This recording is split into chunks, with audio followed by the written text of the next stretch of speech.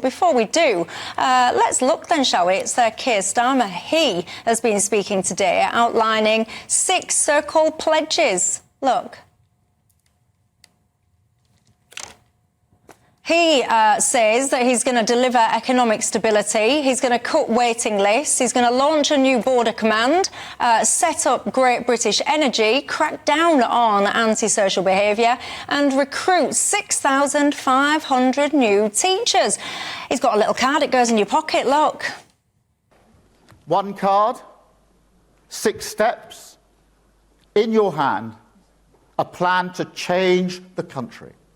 This is a message that we can take to every doorstep across the country, and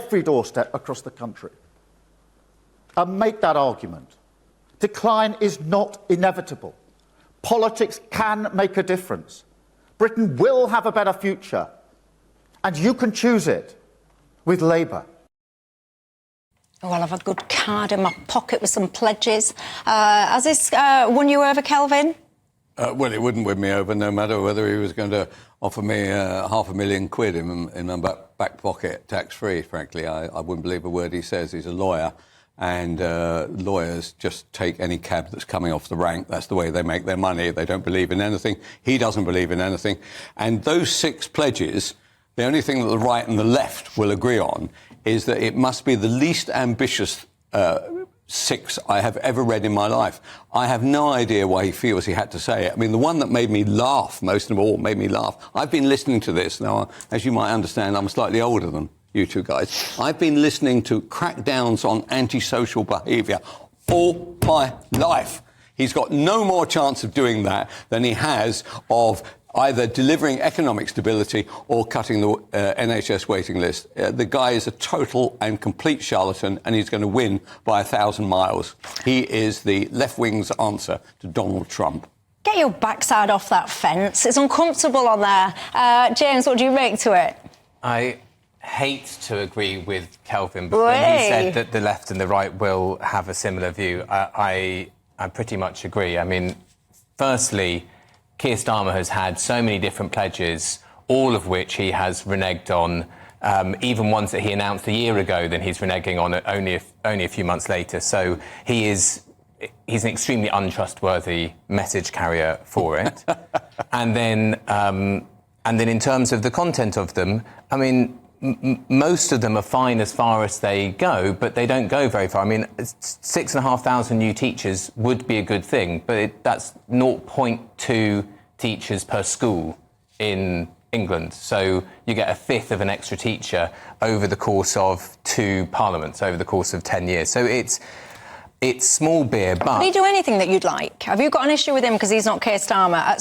Jeremy Corbyn? No, of course. I've supported some things that they do. I think that Great British Energy would be a good thing if they would put any money to it and then hold on to the assets for the British people. I don't imagine that is what's going to happen. There are bits of the agenda that they've had over the last few years, including things that he has announced that I've thought of good. Just like what? Give me a good thing that you think that he's getting right, then. No, in the past. I mean, for example, workers' rights. You would have agreed with it when it was a lot stronger. I did, yeah. And now, by the way, it's not been watered down a lot, but it's been watered down a little. You know, on the 0 hours, you can now claim them.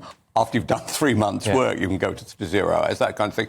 Everything he says, in the end of the day, he waters down. And this is with him being 30 points ahead in the polls. Yeah. I couldn't imagine if it was neck and neck, he'd be going backwards and forwards all the time. But when you're 30 points, why don't you actually say what you're thinking and what actually is in your heart? The idea that the other issue that he's always going on about is tax. There is no way that a Labour government is going to be able to do anything but add to taxation. And there's only one group that are going to face it. It is the middle classes, who by and large are the people who are watching this show tonight. I'm afraid, ladies and gentlemen, get prepared to pay even more, either through council tax and the like. Crafty taxes round the side are going to come in thanks to Starmer.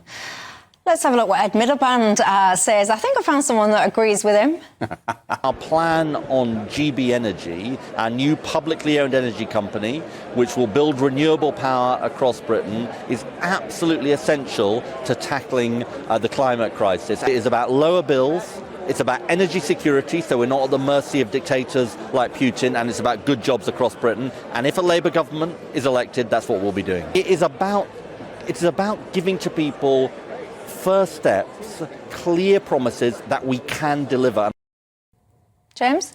So the GB Energy is a good idea. It's just, it was going to have a lot of money that would have made the difference. And now the amount of money that they're talking about is two things. Firstly, they're saying, actually, we're not going to put in very much of the money. We're going to use it to crowd in private money, which any public money would do anyway. And then they cut down the amount of money that they were going to put into the Green Plan. No, it was supposed to be 28 billion, wasn't it? Yeah, and then it went down to less than a fifth of that. And this is what we see again and again. You know, people like Ed Miliband, who I think his heart is in the right place and he's pushing things in the direction of what he believes.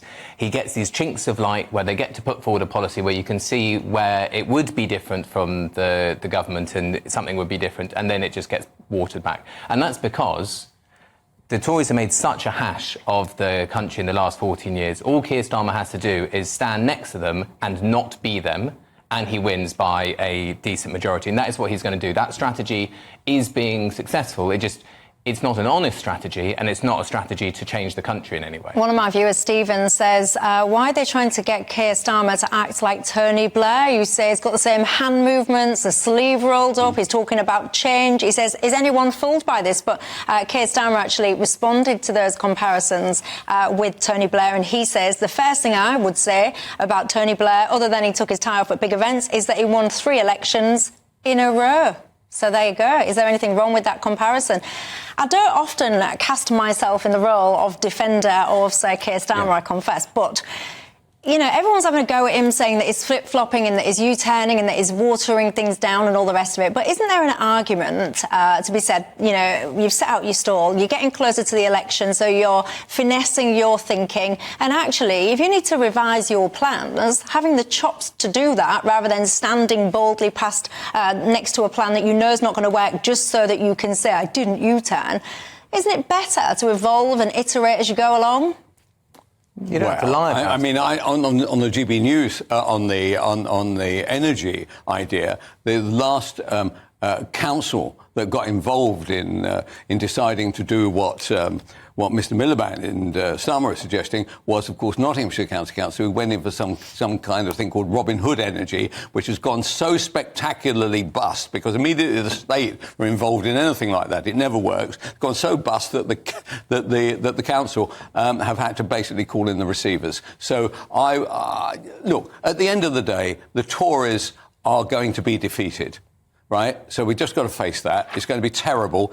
Obviously not helped by Tyson Co. deciding to set up their own party. But they're going to be defeated. And when they are defeated, unfortunately, we are then going to have a guy in there who's talking about big grand designs like economics and all the rest of it. The truth about the matter is his party will own the potholes within 20 minutes of being elected. And let's just see how popular they are within half an hour of being elected. Darryl says, this 6-point plan, where's the measurables, Michelle? They all seem to be bold statements, but where are the measurables? Is now the time for him to be coming up with the details and the measurables? Do you think we'll get those a little bit closer towards the election, James? I think to be fair, there are some measurables in here, like the 6,500 teachers and how much class sizes are going to come down. And it is certainly more solid than, do you remember when Ed Miliband was leader, there was the Edstone, which had one of them on there was an NHS with time to care, which is the most sort of airy, meaningless thing possible. I think he is going to lay out the detail as much as he feels he has to. And that won't be the full amount that should be seen. There won't be a full plan that will be laid out because it also won't particularly make sense. The big hole in the middle of Labour's plans at the moment is that they think that there's a button somewhere in the Treasury called growth, and that the Tories just simply haven't been able to find this button. And then when they get in, they'll find out that such a button doesn't exist. So they can't put too many details on it. But, I mean, there are, to be fair to them, they do have some things that are in black and white that you can see whether they're going to do or not. They've just given themselves huge amounts of leeway to deliver them. But they've called them first steps, so they're suggesting there's going to be more, although